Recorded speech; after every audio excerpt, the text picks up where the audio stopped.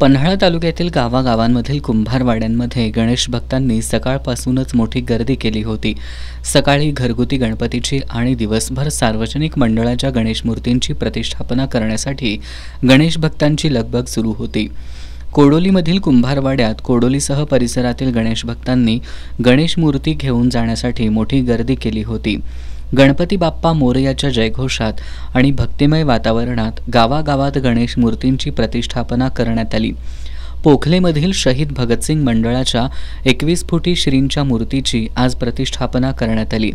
तर माले इथल्या महादेव क्रीडा झांज पथकाच्या श्रींच्या आगमन मिरवणुकीमध्ये अब्दुल्लाटमधील गजराज गजे नृत्य पथकाचा सहभाग लक्षवेधी ठरला। सार्वजनिक मंडळांनी पारंपरिक वाद्यांच्या गजरात गणेश मूर्तींच्या मिरवणुका काढल्या। ठिकठिकाणी वाहतुकीची कोंडी होऊ नये यासाठी पोलीस बंदोबस्त ठेवण्यात आला होता। पन्हाळा तालुक्यातील 540 सार्वजनिक मंडळांनी गणेश मूर्ती प्रतिष्ठापनेसाठी परवानगी घेतली आहे। यामध्ये कोडोली पोलीस ठाण्याच्या हद्दीतील 300 तर पन्हाळा पोलीस ठाण्याच्या हद्दीतील 240 मंडळांचा समावेश आहे।